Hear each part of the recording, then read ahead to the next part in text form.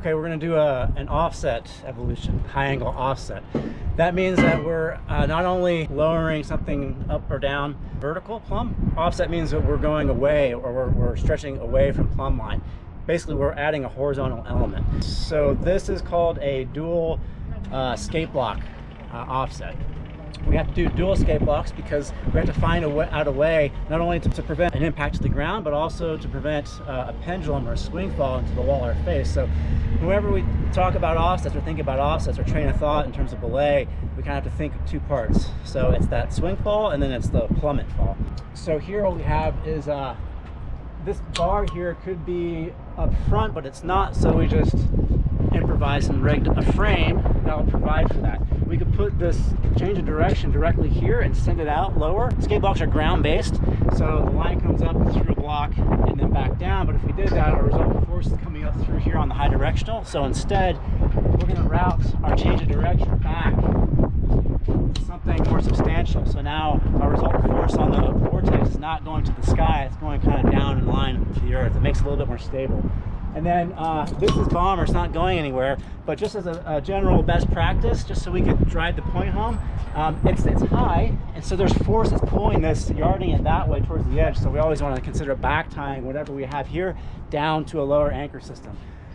In this case, non-working 3 going back tie. So we've covered our bases. We've accounted for any unanticipated movements on our frame. We've adequately secured the feet and the head, and we're ready to rock and roll with a skate block. Again, I said skate block is ground-based, it's team-based. You see these more often in tower rescues, but you can adapt them anywhere.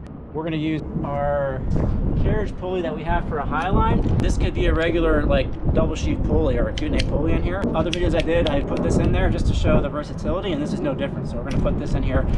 Once we get this thing out over the edge, all these lines will shape up and you can see it come out a little bit better. You can see what the skate block actually does for you. So let's do that and let's get ready to go. And let's drag the slitter so that we're kind of at that tipping point. So center of gravity kind of at the edge there. So some more rules or more principles on skate blocks. You kind of have to rig these things with a careful eye to height, because yeah, it eats up at least double your rope, but really triple your rope. So let's just assume that this is 100 feet. We're 100 feet off the ground here on this tower. We have to put our anchor or butt block or where our ground control is for a 2-tension rope system at least that far horizontal distance to make it this kind of square coming out. And when we do that, this length here, it's not double, it's more like 1.5. So if this is 100 feet high, we need 300 feet of rope in general as a best practice, so that we don't have to tie knots in our ropes and extend them out. When we swing this out, skate blocks have a natural deflection of about 20 degrees, and they're going to land about 1/3 of the distance out from the height. No matter how far we anchor that butt block out, as long as it's at least 100 feet away or equal to the height that we're at, that butt block could be way out there. It's still going to end up 1/3 where it lands of the height. So let's drag the litter out even more to the point where it's just teetering.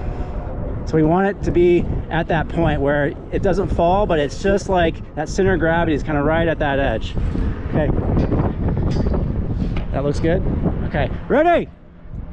Okay, so now we're going to tension everything up. Take. Keep going,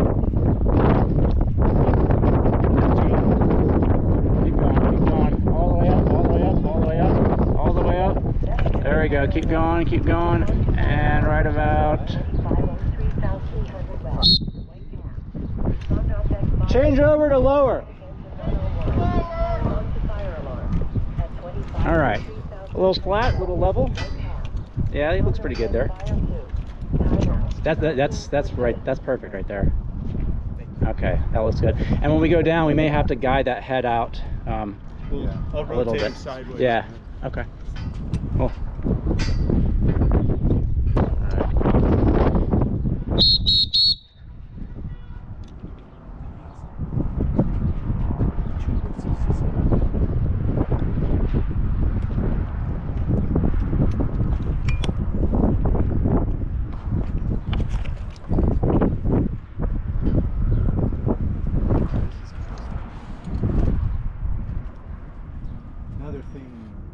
There we go.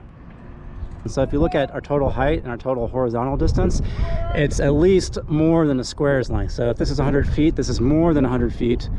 until we anchor over. So if they're operating these lines like way up here by our heavy, there's no point in having a skate block. We don't get that 1/3 distance horizontal where it kind of lands. And again, 20 degrees, that's like a constant for any skate block you do, regardless of the load or whatever. These things could be anchored way out a mile away. It would still come out 20 degrees and land 1/3 of the distance away. The dual skate blocks, 2-tension rope system, there's no point in belaying, having a single skate block and then belaying from the top, because that doesn't provide a really true belay. It does provide a belay from if the skate block failed, from catastrophic failure to the ground, but it does not provide a swing fall, because if the skate block failed and you were belaying with a single line up top and a single skate block, and the skate block failed, this thing would pendulum into the wall. So now we have dual skate blocks, and there's no point in having another belay line, because each skate block is belaying each other on a 2-tension rope system. Hopefully it'll clear. We'll see. And we may have to improvise and modify this in a second here.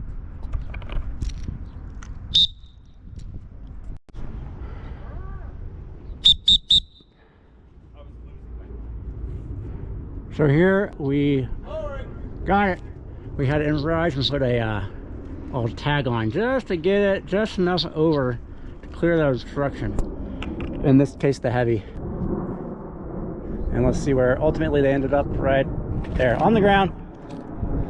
And that's it. Let's see what our angle looks like. We're so close. We just need a little bit of a push, a little bit of a bump. So next time we're going to do a tracking line, and then we'll switch it up. So to give us a little bit more of a bump.